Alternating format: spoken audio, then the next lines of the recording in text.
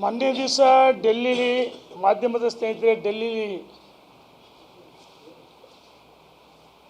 Jeeni cockroach party ಅಂತೇಳಿ ಇದರ ಜಿಲ್ಲೆ ಪಾರ್ಟಿ ಅಂತೆ ಆ ಹೋರಾಟ ಸಂಪೂರ್ಣವಾಗಿ ನಕಲಿ ಹೋರಾಟ ಅಂತ ಹೇಳಿ ಇಚ್ಛೆಪಡ್ತೀನಿ. ತೀವ್ರವಾಗಿ ಖಂಡಿಸಬೇಕಾಗತ್ತೆ. ಕೇಂದ್ರ ಸರ್ಕಾರ ಅಸ್ಥಿರ ಮಾಡಬೇಕಂತೇಳಿ ಒಂದೇ ಕಾರಣಕ್ಕೆ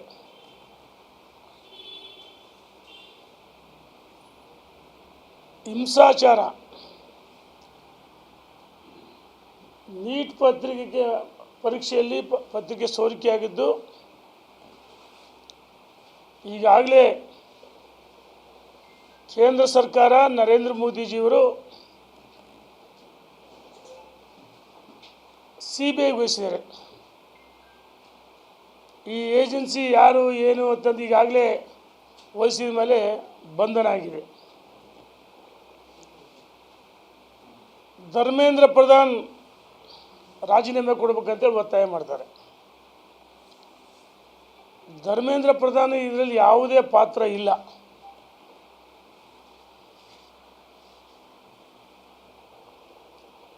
ಪ್ರಜಾತಂತ್ರ ವ್ಯವಸ್ಥೆಯಲ್ಲಿ ಹೋರಾಟ ಪ್ರತಿಭಟನೆ ಮಾಡೋಕ್ಕೆ ಅವಕಾಶ ಇದೆ. ಆ ಹೋರಾಟಗಳು ನ್ಯಾಯಸಮ್ಮತವಾಗಿರಬೇಕು. ಯಾರೋ ವ್ಯಕ್ತಿ ವಿದೇಶದಲ್ಲಿ ಕುಳಿತು ವಿದೇಶಿ ಫಂಡಿಂಗಿಂದ ಆ ಹೋರಾಟದಲ್ಲಿ ಯಾವುದೇ ವಿದ್ಯಾರ್ಥಿಗಳಿಲ್ಲ.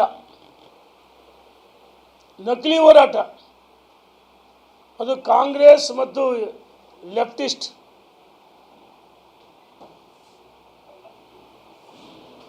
ಆ ಹೋರಾಟ ಕಾಂಗ್ರೆಸ್ ಮತ್ತು ಕೃಪಾಪೋಷಿತ ಮಂಡಳಿ ತಪ್ಪಾಗಲಾರದು.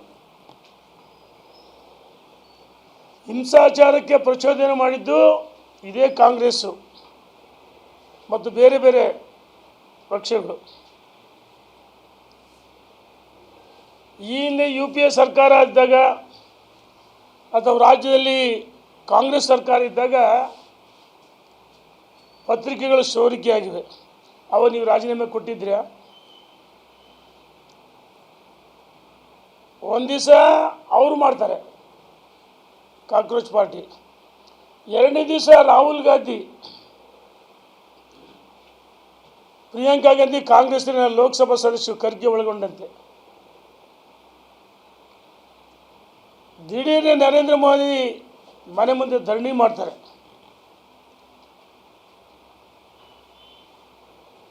ಹೋರಾಟಗಳು ಮಾಡೋದಕ್ಕೆ ಅವಕಾಶ ಇದೆ. ಆದರೆ ಯಾವ ಯುವಕರನ್ನು ಸರಿದಾರಿ ತರಬೇಕು, ಅದು ಜವಾಬ್ದಾರಿ ಕೇವಲ ಆಡಳಿತ ಪಕ್ಷಕ್ಕೆ ಅಷ್ಟೇ ಅಲ್ಲ, ಪ್ರತಿಪಕ್ಷಕ್ಕೂ ಇದೆ. ಒಬ್ಬ ಪ್ರತಿಪಕ್ಷದ ನಾಯಕನಾಗಿ ರಾಹುಲ್ ಗಾಂಧಿ ಜೀವನದಲ್ಲೂ ಪ್ರಬುದ್ಧ ರಾಜಕಾರಣಿ ಆಗಲ್ಲ, ಅಪ್ರಬುದ್ಧ ರಾಜಕಾರಣಿ. ರಾಜಕೀಯದಲ್ಲಿ ಇನ್ನೂ ಬಚ್ಚ. ಪ್ರಚೋದನೆ ಕುಮ್ಮು ಕೊಟ್ಟು ಸುಮಾರು 150ಕ್ಕೂ ಹೆಚ್ಚು ಪೊಲೀಸರ ಮೇಲೆ ಹಲ್ಲೆ ಆಗಿದೆ. ಪೊಲೀಸ್ ಅಧಿಕಾರಿಗಳ ಮೇಲೆ ಭಾಳಷ್ಟು ಅನಾಹುತ ಆಗಿದೆ. ಇದರಿಂದ ಕಾಂಗ್ರೆಸ್ಸಿನ ಕೈವಾಡ ಇದೆ, ವಿದೇಶಿ ಕೈವಾಡ ಇದೆ. ಇವ್ರಿಗೆ ಹಣ ಎಲ್ಲಿಂದ ಬರುತ್ತೆ? ಆ ಪ್ರಚೋದನೆಗೆ, ಸಂಘಟನೆಗೆ ವಿದೇಶಿ ಫಂಡಿಂಗ್ ಅಂತ ನೇರು ಹೇಳ್ತೀನಿ. ಮತ್ತು ರಾಷ್ಟ್ರ ವಿರೋಧಿಗಳು ಈ ಹೋರಾಟವನ್ನು ಮಾಡ್ತಾ ಇದ್ದಾರೆ.